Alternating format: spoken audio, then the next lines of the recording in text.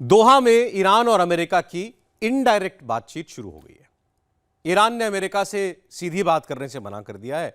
Hormuz पर control, विदेशों में फ्रीज फंड और परमाणु मुद्दे पर विवाद बना हुआ है।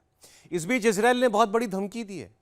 ईरान पर 48 घंटे में बड़े हमले करने की बात कही है।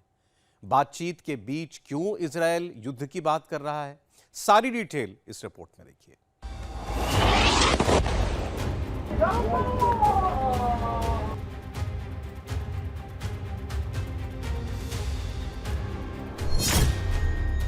क्या 48 घंटे बाद खाड़ी में बहुत बड़ा युद्ध छिड़ेगा?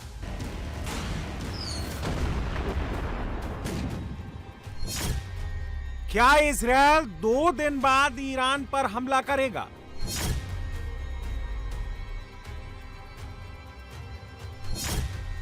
अड़तालीस घंटे 2880 मिनट बाद युद्ध का अगला राउंड होने वाला है। यह बात खुद नेतन्याहू के रक्षा मंत्री इजरायल काट्ज ने कह दी है। पहली बार युद्ध की वजह ईरान का परमाणु बम था। इस बार युद्ध की वजह लेबनान का आतंकवादी संगठन हिजबुल्लाह बनेगा। इजरायल को आशंका है कि हिजबुल्लाह पर ताबड़तोड़ हमलों का बदला लेने के लिए ईरान ने मिसाइल हमलों की तैयारी कर ली है। इजरायल उसे प्रहार का मौका नहीं देगा, वो पहले ही अटैक कर ईरान के मिसाइल सिस्टम को तबाह कर देगा। इस बार इजरायल का हमला ईरान पर हुए पहले राउंड के हमले से बहुत बड़ा होगा। रक्षा मंत्री काट्ज ने ईरान को यह भी चेतावनी दी है कि अगर हिजबुल्लाह ने पूर्वी इजरायल पर अटैक किया तो बेरूत का दाहिया इलाका तबाह कर दिया जाएगा। बेरूत में दाहिया वो इलाका है जहां हिजबुल्लाह के बड़े बड़े कमांडर अंडरग्राउंड बंकरों में रहते हैं और आतंक का नेटवर्क चलाते हैं। इन सुरंगों में बेहद खतरनाक हथियारों का जखीरा जमा करते हैं।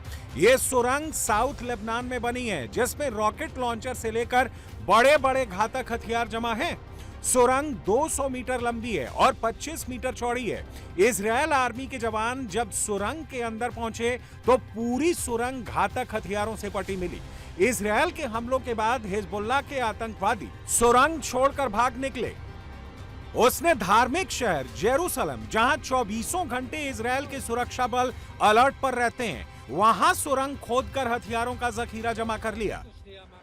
नेतन्याहू दावा करते हैं गाजा पट्टी से हमास को खत्म कर दिया गया है, जबकि ईरान के दम पर हमास अब जेरूसलम तक पहुंच गया है। यहां हमास की एक ऐसी सुरंग का पता चला जिसका कनेक्शन एक मकान की छत में बनी शाफ्ट से था। जब इजरायल के सुरक्षा बल शाफ्ट खोलकर अंदर गए तो आंखें फटी की फटी रह गईं। मशीन गन और दूसरे घातक हथियार सैकड़ों काली पॉलिथीन में लपेट कर रखे मिले।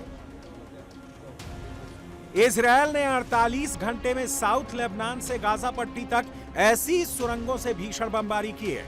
आईडीएफ ने आतंकी सुरंगों के खिलाफ जंग छेड़ दी है। हिजबुल्लाह और हमास के सुरंगों में बने आतंकी नेटवर्क पर ताबड़तोड़ हमले शुरू कर दिए हैं। इजरायल ने सोमवार को साउथ लेबनान में सुरंगों पर भीषण बमबारी की थी, अब गाजा पट्टी में कर रहा है। यह गाजा पट्टी का खान यूनुस इलाका है। यहाँ शरणार्थियों के बड़े बड़े कैंप हैं, जिनमें फिलिस्तीनी किसी तरह जिंदगी बसर कर रहे हैं। यहाँ आतंकियों के छुपने की टनल होने का पता चलते ही इजरायल ने भीषण बमबारी की। बमबारी के बाद आग के जो शोले उठे, उन्होंने कपड़ों के बने टेंट को भी अपनी चपेट में ले लिया। देखते ही देखते खान यूनुस में बने शरणार्थी कैंप के बड़े हिस्से को आग ने अपनी चपेट में ले लिया। चारों तरफ हाहाकार मच गया।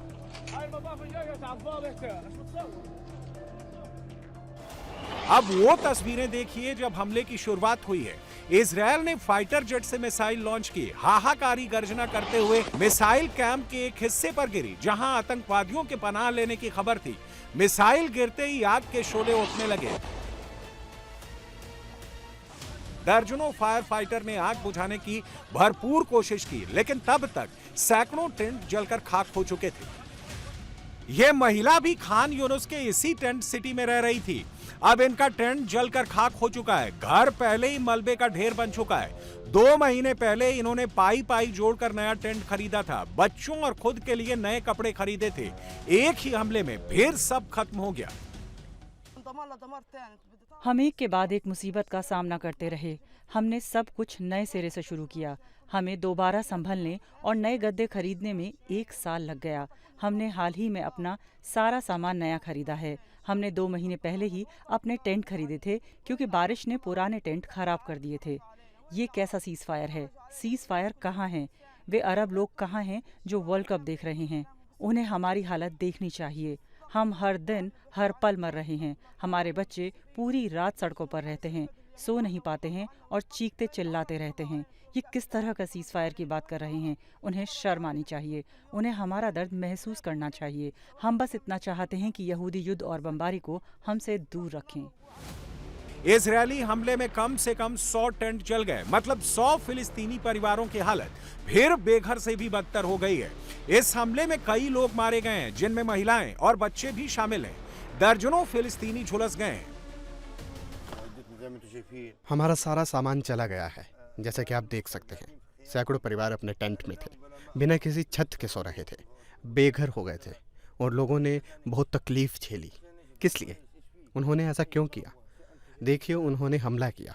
क्या आपको कुछ दिख रहा है? वहाँ कुछ भी नहीं है। यहूदी बस हमें नुकसान पहुंचाना और तकलीफ देना चाहते हैं। अब सवाल उठता है कि टेंट में रह रहे बेघर फिलिस्तीनियों को इजरायल ने क्यों टारगेट किया? हमास के अल कासिम ब्रिगेड के आतंकवादी यहां से इजरायली ग्राउंड फोर्सेस पर रॉकेट अटैक कर रहे थे। वो टेंटों की घनी बस्ती में छुपे हुए थे। इजरायल का आरोप है यहां मौजूद हमास के लड़ाकों ने रॉकेट, बंदूकें और बम सुरंगों में छिपाए थे, इसीलिए इजरायल ने बमबारी की। इजरायल अब गाजा में हमास की एक-एक सुरंग को बंद कर रहा है। सीमेंट का घोल उनमें भरा जा रहा है। गाजा की एक सुरंग में 30,000 क्यूबिक मीटर कंक्रीट और सीमेंट भरकर इजरायल ने उसे बंद कर दिया है। ईरान और इजरायल के बीच नए नए हथियारों की जंग भी चल रही है। जब जब दोनों के बीच युद्ध हुआ है, ईरान ने मिसाइल वॉरफेयर और ड्रोन युद्ध में इजरायल को पछाड़ा है। इजरायल ने आसमानी युद्ध में ईरान को हराया है। अब इजरायल ने स्पेस वॉरफेयर में बड़े बड़ों को मात देने की तैयारी कर ली है। अमेरिका में जिस तरह से इजरायल के खिलाफ माहौल बन रहा है, उससे भविष्य की लड़ाई के लिए इजरायल अकेले ही लड़ने की तैयारी कर रहा है। Israel space based laser weapons तैयार कर रहा है। ये हथियार धरती के ऊपर से ही दुश्मन पर हमला करेंगे। इजरायल एक्सो एटमॉस्फेरिक इंटरसेप्टर्स विकसित कर रहा है। ये अंतरिक्ष में ही दुश्मन के जासूसी सैटेलाइट्स और बैलिस्टिक मिसाइलों को ट्रैक कर उन्हें नष्ट कर देंगे। इजरायल जमीन और फाइटर जेट्स के लिए लेजर पॉड्स बना रहा है, जिसे स्पेस प्लेटफॉर्म पर अपग्रेड किया जा रहा है। स्पेस वॉरफेयर में बढ़त के लिए इजरायल ने एडवांस मिलिट्री और जासूसी सैटेलाइट्स ओफेन 19 तैनात किया है। ये घने बादलों, तूफानी मौसम और अंधेरे में भी 50 सेंटीमीटर से छोटी वस्तुओं की हाई रेजोल्यूशन तस्वीरें भेजता है। इजरायल इसी वजह से ईरान के मिसाइल लॉन्च पैड को आसानी से ट्रैक कर लेता है और उन पर सटीक निशाने के साथ ताबड़तोड़ हमले करता है।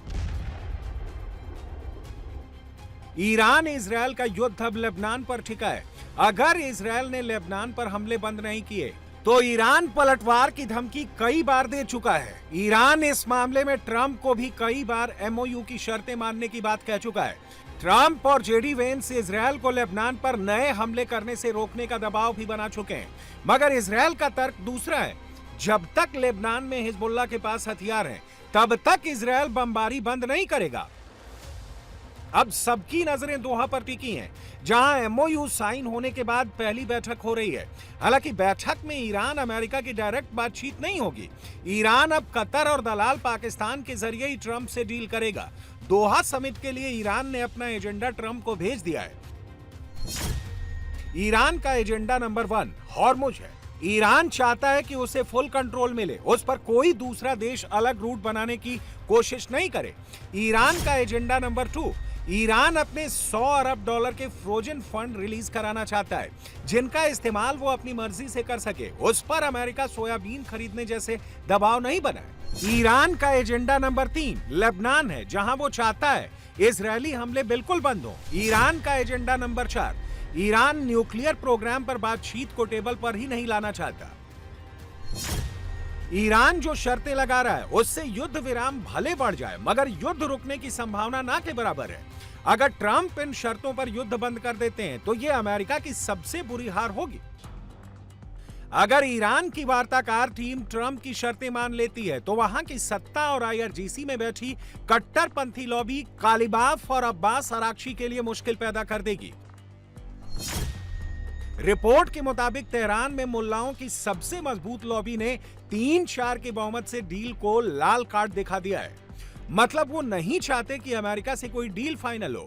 IRGC के भी अधिकारी इस मामले में दो फाड़ हैं। यही लॉबी बातचीत को बेपटरी करने के लिए हॉर्मुज में बार-बार जहाजों पर हमले करा रही है। हालांकि हॉर्मुज में बीती रात से किसी जहाज पर हमला नहीं हुआ है। केपलर के आंकड़ों के अनुसार सोमवार को 40 जहाजों ने हॉर्मुज पार किया। इनमें 16 जहाजों ने ईरान के समुद्री मार्ग का इस्तेमाल किया। 12 जहाजों ने अपना ट्रांसपोंडर बंद कर हॉर्मुज को पार किया। युद्ध से पहले हॉर्मुज से रोजाना 120 जहाज गुजरते थे। तब ईरान से क्लियरेंस नहीं लेना पड़ता था। अब अगर कोई जहाज ईरान से परमिशन लिए बिना आगे बढ़ता है तो सुरक्षा का खतरा बहुत बढ़ जाता है। अमेरिका भी उन्हें सुरक्षा देने में नाकाम रहा है।